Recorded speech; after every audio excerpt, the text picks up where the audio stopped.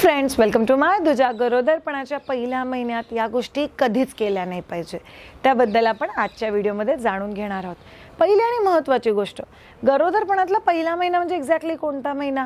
मला कळल्यानंतरचा पहिला महिना की मला कळल्याच्या आधीचा पहिला महिना? बाय द वे, तुम्हाला कळल्यानंतरचा एक महिना. थोडक्यात तुमची पाळी येऊन गेल्यानंतर तुम्हाला ओव्ह्युलेशनच्या फेजमध्ये, म्हणजे युजली पाळी यायच्या करीब 14 दिवस आधी ओव्ह्युलेशनची फेज असते, तिथे तुम्ही कन्सीव्ह करता आणि तुम्ही एकदा गरोदर राहिलात तर तुम्हाला त्याच्या 2 ते 3 आठवड्यांनंतर कळतं की बाबा मी प्रेग्नेंट आहे. आता तिथे तुम्ही डॉक्टरकडे लगेच युजली जात नाही, 4-5 दिवस थांबता, तुम्ही घरी युरिन टेस्ट करता. मग युरिन टेस्टमध्ये पॉझिटिव्ह आलं की तुम्ही एकदा डॉक्टरला जाऊन भेटता. त्याच्या आसपासचा जो एक महिना आहे तो अतिशय महत्त्वाचा. त्याच्यात तुम्ही कोणत्या गोष्टींची काळजी घेणं महत्त्वाचं. पहिली आणि महत्त्वाची गोष्ट, कोणतीही गोष्ट आउट ऑफ पॅनिकनेस करू नका.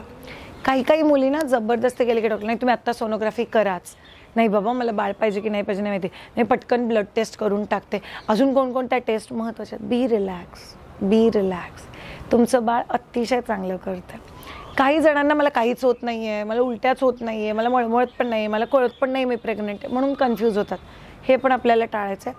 आणि काही लोक ओव्हर एक्सायटेड होतात, ते पण आपल्याला टाळायचं आहे. काही लोकांना टू मच उलट्या होतात, टू मच मळमळतं, याची आपण एवढी चर्चा करतो, नाही मला कंटिन्यू नाही करायचं आहे, खूप त्रास होतं, हे पण आपल्याला टाळायचं आहे. तिसरी महत्त्वाची गोष्ट, युजली इनिशियल डेजमध्ये एकदा तुम्हाला कळल्यानंतरबद्दल बोलते, सेक्स किंवा फिजिकल रिलेशनशिप पहिल्या काही दिवसांसाठी टाळलं पाहिजे, जोपर्यंत तुमची पहिली सोनोग्राफी होऊन डॉक्टर तुम्हाला कन्फर्म करत नाही की सगळ्या गोष्टी आतमध्ये व्यवस्थित आहेत. चौथी महत्त्वाची गोष्ट, खूप जास्त चहाचं कन्झम्पशन. एकदा तुम्हाला कळलं प्रेग्नन्सी आहे की चहा आणि कॉफी हे 2 जे पेय आहेत ते तुम्हाला रिस्ट्रिक्ट करायची सक्त गरज आहे. टू मच चहा, too much coffee acid imbalance create करतो आणि त्याने तुम्हाला त्रास होऊ शकतो. पुढची महत्त्वाची गोष्ट, खूप जास्त अशा गोष्टी खाणं ज्याने तुम्हाला कॉन्स्टिपेशन होऊ शकतं. एक गोष्ट लक्षात ठेवा, तुम्ही गरोदर असताना तुम्हाला ओटी पोटात थोडंसं क्रॅम्पिंग सेन्सेशन येणं, थोडंसं पोटात दुखणं हे अतिशय कॉमन आहे. कारण तुम्हाला प्रेग्नन्सीची सवय नाही आहे. युट्रस जसं जसं आपलं वजन वाढवतं ते तुमच्या लोअर ॲबडोमेनला प्रेशर क्रिएट करतं. त्याच्या पलीकडे जाऊन जर तुम्ही खूप कॉन्स्टिपेशन होणाऱ्या गोष्टी खात असाल, जसं की मैदा, बेकरी, पेस्ट्रीज, कुकीज, खूप सारे बिस्किट्स, तर त्याच्यामुळे तुम्हाला कॉन्स्टिपेशन होईल आणि मग पॉटीला धकलायला त्रास होईल आणि त्याच्यामुळे तुम्हाला ओटीपोट अजून जास्त दुखू शकतो. 6वी महत्त्वाची गोष्ट, अल्कोहोल. जर तुम्ही ड्रिंक्स घेत असाल, स्पेशली अल्कोहोल बेस्ड ड्रिंक्स, तर ते तुम्हाला कंपल्सरी टाळायचे आहेत. आयडियली एंटायर प्रेग्नन्सी तुम्हाला लोकांना नाही घ्यायचे आहेत. काही फॉरेन कंट्रीजमध्ये रेड वाईन घ्यायला सांगतात किंवा अल्कोहोल फ्री बियर घ्यायला सांगतात. पण एक गोष्ट लक्षात ठेवा, जे न्यूट्रियंट्स तुम्ही नॅचरल गोष्टींनी स्वतःच्या बॉडीत आणू शकता ते ड्रिंक्सनी आणायची काहीच गरज नाही. म्हणून अल्कोहोल बेस्ड ड्रिंक्स तुम्हाला 100% टाळायचे. 7वी महत्त्वाची गोष्ट, पॅसिव्ह स्मोकिंग, डायरेक्ट स्मोकिंग, दोन्ही गोष्ट तुमच्यासाठी डेंजरस आहे. की तुम्ही स्वतः तर स्मोक नाहीच करू शकत, पण जर अजून कोणी स्मोक करत असेल तर त्यांच्या शेजारी उभं राहून धूर घ्यायला नाही थांबायचं. म्हणून तुम्हाला पॅसिव्ह स्मोकिंगपासून लांब राहायचं. 8वी महत्त्वाची गोष्ट, इनिशियल डेज जेव्हा असतात तुमच्या गरोदरपणातले, तेव्हा कोणताही स्टंट मारायला जायचं नाही. म्हणजे काय, चला आता मी व्यायाम, वॉकिंग सगळं चालू करणार आहे, हे तुम्हाला टाळायचं आहे. कोणत्या अँगलने टाळायचं आहे हे पण तुम्हाला सांगते.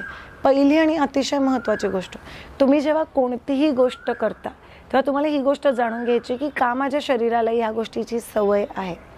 जर आहे मी आधीपासून 1-1.5 किलोमीटर चालत माझ्या ऑफिसपर्यंत जाते, किंवा मी बसने ट्रॅव्हल करते, किंवा मी कारने ट्रॅव्हल करते, किंवा मी लोकलने ट्रॅव्हल करते, तुम्ही जे काही करता ते नाही सोडायचं. पण सडनली असा कोणताही बदल स्वतःच्या रुटीनमध्ये आणू नका जो तुम्ही आजपर्यंत कधीच केला नाही. ते खूप पॉझिटिव्ह नाही आहे तुमच्यासाठी. म्हणून तुम्हाला काळजी घ्यायची आहे की कोणताही नवीन बदल हा अतिशय जपून करायचा असतो प्रेग्नन्सीमध्ये. 9वी महत्त्वाची गोष्ट, टू मच औषधं स्वतःच्या मनाने घेऊ नका आणि डॉक्टरनी दिलेली औषधं टाळू नका. या दोन्ही गोष्टी महत्त्वाच्या, ज्याची तुम्ही काळजी घेतली पाहिजे. मग डॉक्टरनी काही औषध नाही दिलं, नुसतं फॉलिक ॲसिड दिलं, ते बाळाच्या मेंदूसाठी आणि स्पाईनसाठी अतिशय महत्त्वाचं आहे, म्हणून टाळू नका. मळमळत आहे म्हणून मी औषधच घेतली नाही, चालणार नाही, काळजी घ्या. आणि 10वी आणि महत्त्वाची गोष्ट, गरोदरपणाबद्दल खूप सारं गुगल करू नका. खूप सारी लोक गुगल करून ठरवतात माझी प्रेग्नन्सी कशी चालली आहे, तर गुगल ठरवणार नाही आहे. प्लीज शांत ठेवा डोकं, चांगलं चांगलं वाचा, चांगल्या चांगल्या गोष्टी शिका, चांगल्या चांगल्या गोष्टी समजून घ्या आणि अकॉर्डिंगली पुढे जावा. Thank you so much all of you. जर तुम्हाला तुमच्या गरोदरपणात माझ्याकडून ट्रेन व्हायचं असेल तर नक्की कनेक्ट करा on www.myduja.com. Have a great time. Bye bye.